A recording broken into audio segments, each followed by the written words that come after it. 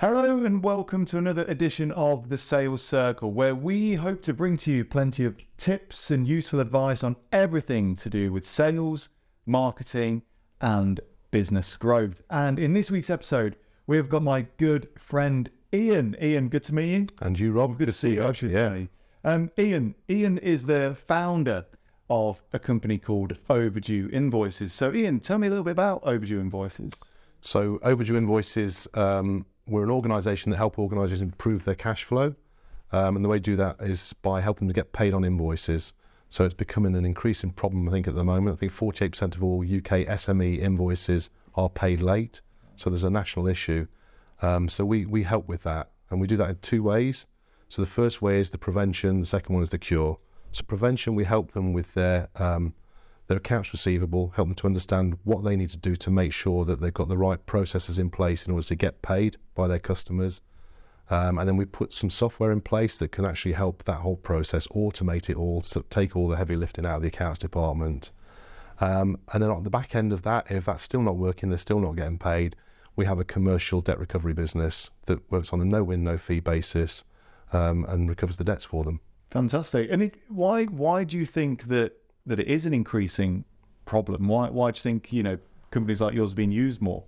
I think that whenever you get an economic downturn, then organisations hang on to their cash for a lot longer. And that particularly starts with the big boys, and the big boys hold the cash, don't pay their suppliers as quickly or don't pay them at all. And then those suppliers don't then pay their customers, and it's a waterfall effect basically that cascades down. Yeah, it makes sense, but it's a big problem. I'm under no illusion it happens to us here at Paragon Sales Solutions, and I'm very proud and happy to say that Ian has actually helped us with a few of our cases as well. So if you are have any sort of debts that you need sort of going after and a bit of cash flow that needs looking into, Ian's your man. Fantastic. Thanks, Rob. End of video. So if memory serves me right, your business has been going about 3 years. It was around COVID time, is that right? Yeah, it was born in COVID. And I'll sometimes say out of necessity. It wasn't really necessity, but it was an opportunity that arose during COVID when, again, things got a little bit tight in the market in terms of people getting paid. And I basically helped out an old friend of mine to get paid. And he said to me, "You've got a ready-made business." So that's kind of where it started, and it's hasn't looked back basically in those 2.5, 3 years. And congratulations for that, because we all know that a lot of businesses sort of fail, as it were, sort of within that sort of two year mark. So how have you grown your business during this time? Networking, basically. I do an awful lot of networking. Normally on the golf course? Well, I would say that 60 or 70% of my business is probably actually done on the golf course. So playing with people, getting to know them really well, and then become a trusted advisor. And that's where most of the opportunities come from. It's a chore. I don't really like going out there and playing golf. I find it hard work, but I don't think your wife's watching. No, she might do actually. Yeah. I love it. But so a lot of networking. Do you do any of the kind of marketing or sales for yourself, or is it literally everything inbound currently? Well, I'm quite busy on LinkedIn, so I do quite a few posts out there, and in fact I've just ramped that up recently. There's going to be more posts coming out in the coming weeks and months. That's the primary sort of route to market, that and the golf network. Fantastic. Yeah. And I like your LinkedIn work because it's the work that you put out on LinkedIn isn't what I'd class as overly salesy as some of them can be. One sticks in my mind, I think, from 2 days ago. I think you've just taken on a construction client and they were owed £18,000. Is that correct? Yeah. And you got the debt within 7 days. Is that all? Correct? Yeah. And we're finding out more and more at the moment. The power of giving the debt to a third party. We take all the emotion out of it. We get to the crux of what the issue is, and then we're able to resolve things fairly quickly, providing the right processes are in place. And that's what it comes back to, the educating our clients to make sure they've got the right processes. And if you've got terms and conditions in place, if you've got agreed statements of work, purchase orders, all of these things, and good email exchange around what's happened on the project or whatever, it really helps, and then we can cut through it all and we can get right to the crux of what the issue is and then come up with a solution from there. Absolutely. And I think that's one of the approaches that why we've really, maybe enjoyed's the wrong word, but why we work with you quite often, because it's the reason I like working with you, because it's not always the cure, as you used earlier. We're not constantly just chasing. You've helped us put into place these things to make sure that cases will happen less, and when they do happen, we're ready armed, as it were. Absolutely, yeah. But also it makes our life easier. If you're going through the right process, and you can't get paid, then but all the information is there. It makes it easier. Sometimes we do get what we call messy debts, where it's she said this, he said that, and it's nothing's written down. It's all being verbal, and that becomes a real challenge trying to get paid on that sort of stuff. I can imagine. Yeah. So obviously this is the career at the moment. This is the role and the new lifestyle for yourself. But it wasn't always Overdue Invoices. Let's go back to the very start. Let's go back to young Ian. Where was your career? And crikey, we're going back a long way. Maybe we're going to take a day ahead next. Yeah. So when I left school, I wasn't really sure what I wanted to do, if I'm honest. So I joined the civil service, worked at the land registry, and did that for 3 years. And I remember a very senior guy in the land registry came to me one day and said, "You need to get out of here." And I took offence. I thought, he obviously didn't like me. But what he meant was that there is a risk in the civil service that you're there and you get a really good healthy pension and you become trapped. And he said that he felt that happened to him in his career. So he said to me, "You need to get out, go and find something else to do. You've got an awful lot about you, go and explore." And I took him at his word, disappeared, and decided that I was going to become an accountant. Someone has to. Yeah, exactly. Yeah, for all the accountants out there. So I went and worked in a small construction company. I was doing their management accounts, doing their credit control. So kind of my career's gone full circle, as you can see there. But a lot of that's really helped. But I soon realised after I'd been there for about a year that I didn't want to be an accountant. Because I was looking at the management accounts and I could see the salaries and I saw what the sales guys were earning and I thought, I want to be a sales guy. But I didn't want to do it in construction. And at the time, there's a real buzz in the IT industry. And I thought, right, that's where I'm going to go and be in sales in IT. And I got a job with Xerox, photocopiers. And at the time, they had one of the best sales training programs in the market. And we were sent away for 6 weeks to go and do this training. It was all product training and sales training. And it was quite a revelation, to be honest. And a lot of the skills that I learned then, back in the early 90s, I still apply to what I do now. Oh, wow. So that must have been quite a transition because, the accountancy or accounts and sales are completely different. I love the fact that you saw the salary and thought, I want a piece of that pie. Yeah. Funnily enough, I think every salesperson does that. Yeah. But I don't think many of us dare admit it, especially, but I think, there is that added bonus and the added reward, I guess, of being a salesperson. But during that transitional time, how did you change? How did that sort of sit within yourself when you were changing between those roles? Well, I'm not what I would call a natural extrovert. So, I had to kind of change a little bit, although I don't think that the stereotypical sales guy that's going to stand on the table, with a pair of underpants on the head telling jokes and singing songs, that's... Is that a salesperson? I've been doing it wrong. But the caricature, you know what I mean? Yeah. I didn't really fit that model, but then some of the other skills that I had kind of compensated for that. And I think I was probably more detailed. Maybe that's the accountancy piece, I don't know, but it kind of helped. So there's no one size fits all when it comes to being a good salesperson. I think that's the key thing. And it's all about sort of blending with the customers. The customer's got to feel comfortable with you and feel confident that you're going to deliver on what you say you're going to do. And I've always worked really, really hard around the relationships. Absolutely, I love that. So during that time, I want to kind of dig a bit deeper into the training because, I think it was 6 weeks, you said? So 6 weeks. I know there was obviously some product training and sales training. Yeah. How was that time spent? Was it useful? Was it sort of, Wolf of Wall Street style training? Was it quite... consultative selling? How did that all go? How was it? So it was consultative selling, and it was quite in depth on a training. I felt quite privileged. It was face to face. Now, certainly, other organisations I've been involved with don't do face to face training now. It tends to be video trained and self taught and all of that. It doesn't have the same impact, in my personal opinion, as you would get from that traditional face-to-face training. And the reason I say that is that we spent a lot of time in the bar after the sales training. We were on a residential course, and you learnt probably as much in the bar in the evenings talking to other people as you actually did during the day on the training sessions. A lot of role play. again, quite intimidating. Some guys playing some. It can be quite embarrassing. 100%. Yeah. On video, and that's, there's nothing more embarrassing. But no, I really, really enjoyed it. And it was a revelation. I think I came out a completely different person after that 6-week period. I can imagine, and I think you kind of touched upon it. I think it's a real benefit that you actually had that training. There's many salespeople out there that, if we go back to that scenario, they see the wage, the money, the salary, the car, whatever.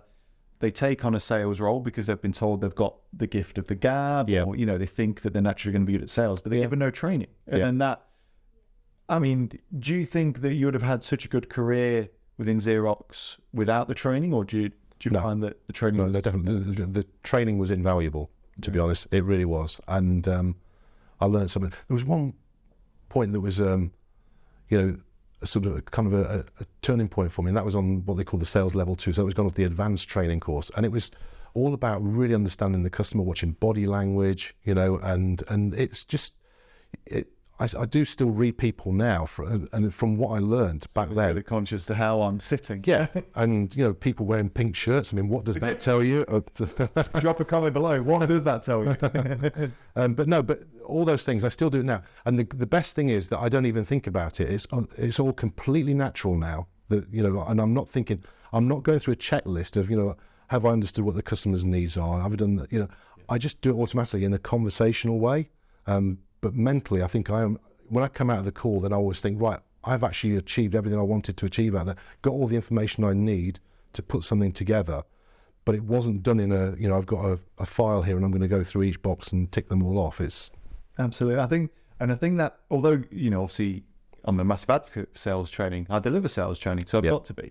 But I think the danger with sales training is that if not done correctly and if not practiced correctly, people can become robots. Sitting there bowing, they're thinking, I can't take this conversation on to the next stage because I've not done this yet, or I've not done this. And that's where actually you end up shooting yourself in the foot. Right? Correct. Yeah. So your career in Xerox, how was it in the end? How long were you there?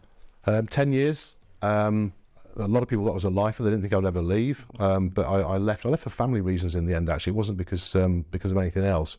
And I just wanted to go and spread my wings and go and try something new. Went and set up a business actually as a reseller of theirs. So started my own business, which had always been a desire to go and do that.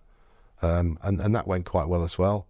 And then chose to sell that business and then went to work for HP. Wow. So before we go on to HP, there's I guess there's two sort of sub-stories there, because you've got that little business chapter there, that little business journey. So you've set up your business. How old were you then?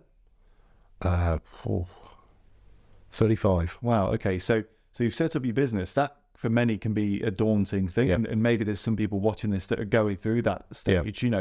How did you feel when you were setting up your business? Naked.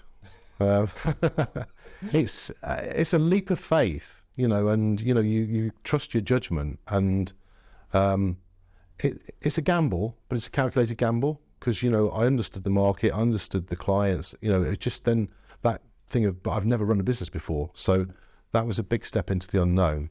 I can imagine. And if you don't mind me asking, because obviously now you've got Overdue Invoices, so you've gone through that process more than once. Yep.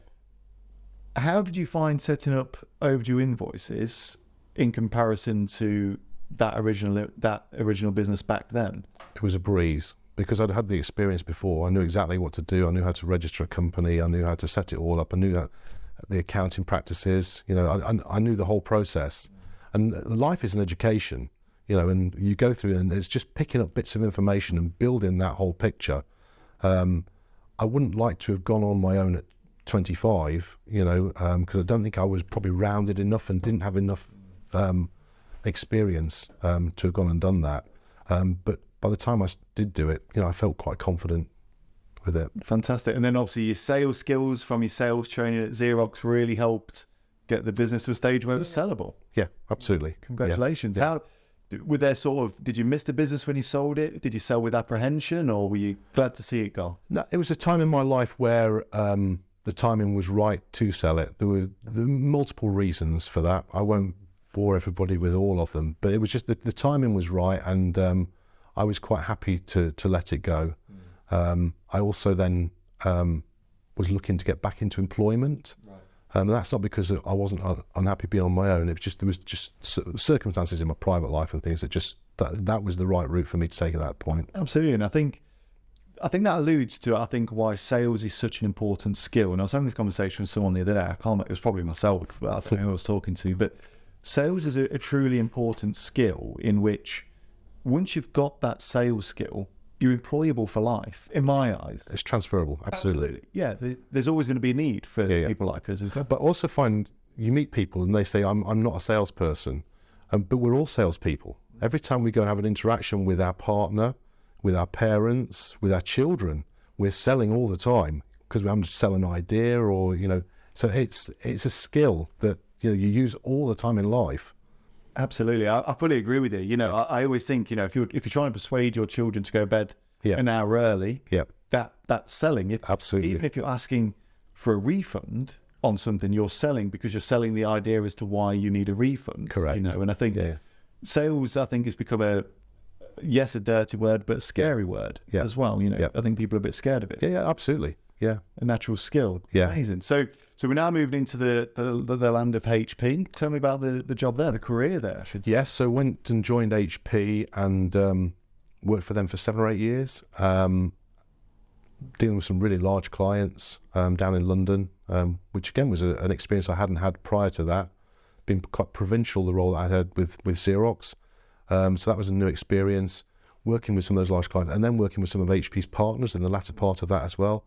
And also starting to get involved more in sort of document processes and workflows. And again, I found that whole IT thing really quite interesting as well. So, fantastic. And your role there, did you have sort of team members under you, or were you sort of...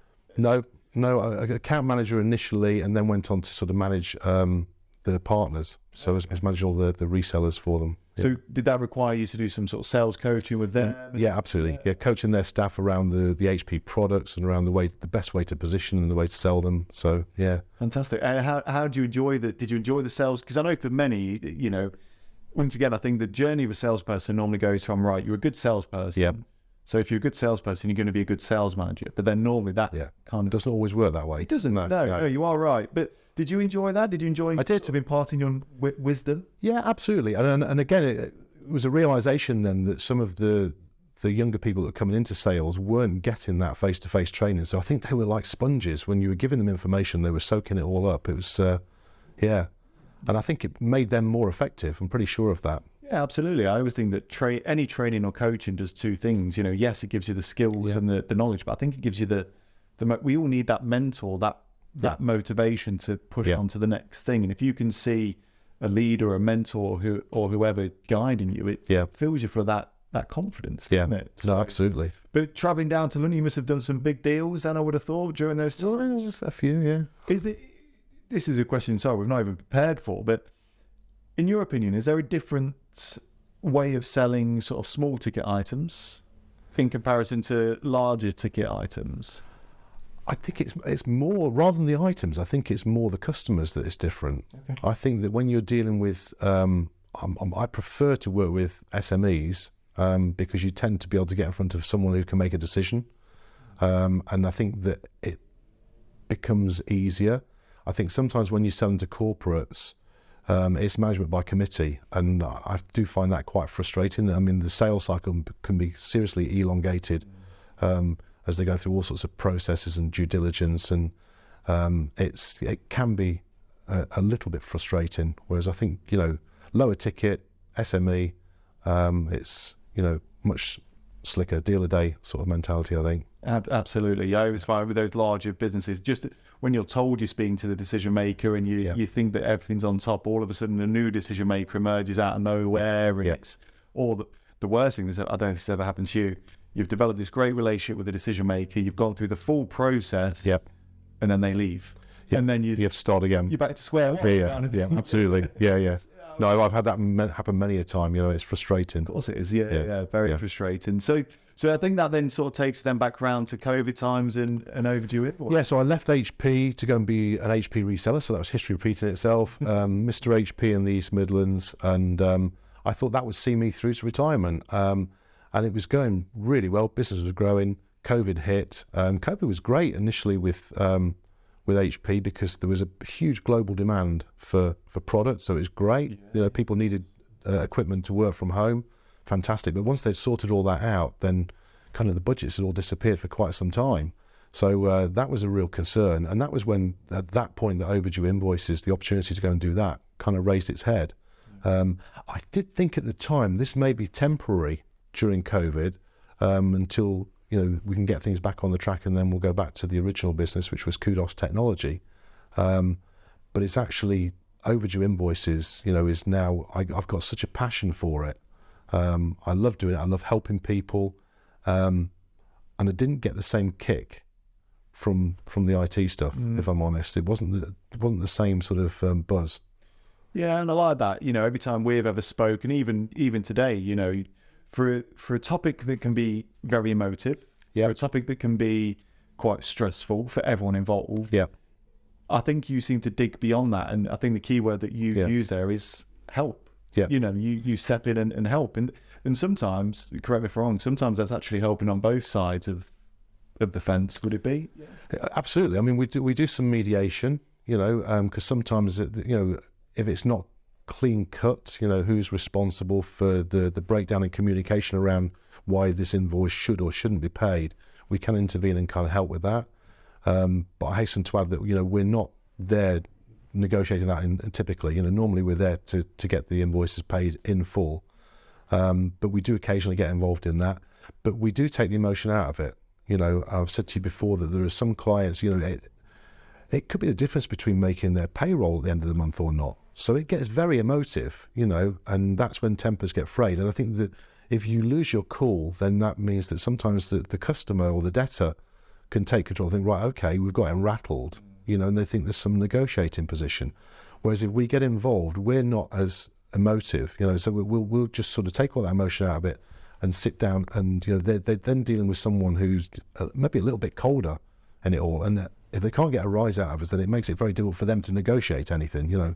Absolutely. I mean, from our experience, the analogy I used earlier is using yourself is like getting my big brother involved in the school fights for me. I rile people up, get as far as I can, and then send Ian in to do what needs to be done, because you are right. And you have seen some of the emails I've fired off. Sometimes I can be a bit emotive, dare I say, sometimes it's better just to let you just get the clear facts out there and so on. So what's next for Overdue Invoices? What does the future hold?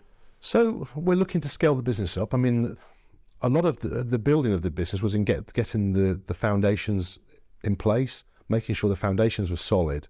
I spent an awful lot of time working on getting the right software to run in the background for us, to automate as much of the processes as they can. So I learned all of that from my HP days.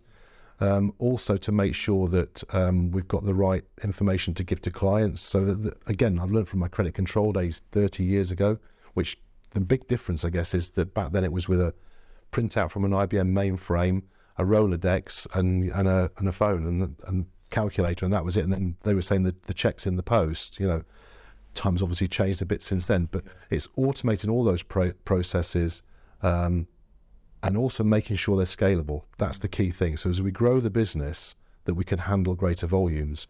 And so that's kind of where we are. So that's the plan, is to start growing it and evolving and start taking on staff. Fantastic. So I've got two questions for you now. One I've prepared you for. Okay. And one I've not prepared you for, even though I've prepared for every question.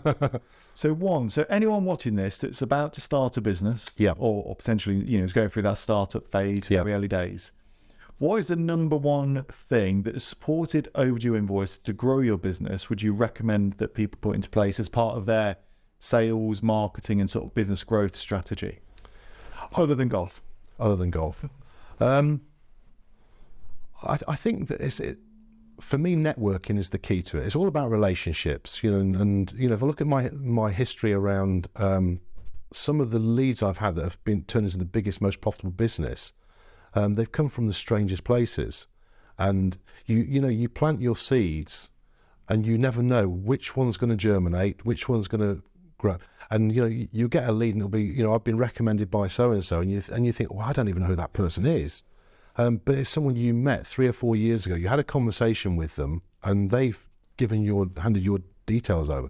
So that goes back to the thing earlier that we're always selling, even when we're just having a coffee or a beer with someone. So networking is really, really important, I think. I agree. And I think, that's the important bit about networking. I think some business owners and salespeople can see networking as a transactional piece of sales or marketing. They think, I'm going to go to this networking event, and I'm going to walk away with this order. I'm going to walk away with this out. But it's not, that does happen. Yeah. But it's more about I always say it's about planting the seeds today for tomorrow's harvest. Yeah. It's not what you know, it's who you know. Well, I'll tell you, one of the most successful guys that I knew when I was at Xerox wasn't the best salesperson, right? Wasn't the most articulate person, wasn't the best when it came to writing a proposal, but he got really busy. And he was everywhere and talking to everybody. And it was that sort of, his mentality was the more people I speak to, the more opportunities I'll get, His conversion rate wasn't as great as some other guys, but he was just so industrious, Love that. Love that. And once again, I think so many business owners can just, they literally turn their office on, as it were, they get their business up and they sit there and just wait for the magic to happen. But I agree with you. We've got to be getting out there. The more we talk, the more we convert. It could be stood at the bus stop. You never know that you're stood next to the CEO of a company that you'd love to do business with. Until you get out there, you don't know. 100%. Yeah. So final question, and the one I have prepared you for. Oh, right. Okay. So going back those years ago when you got into sales, it was only a few years ago, I'm sure. But if you could go back as yourself, and give your younger self some advice on sales, what would you say to them? Well, there was one particular piece of advice I got on a training course, and I had a light bulb moment with this, and it was so simple. It was unbelievable. And it was, they actually, so we were sat at a desk like this. So there was the customer, we're doing role playing. There's the customer. I'm sat on the other side, and we're having a conversation around things and sort of going through the probing triangle, I think it was the sales tool that we used.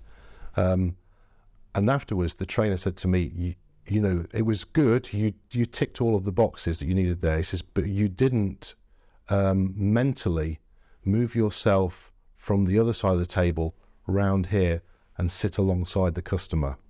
Oh. And I went, okay.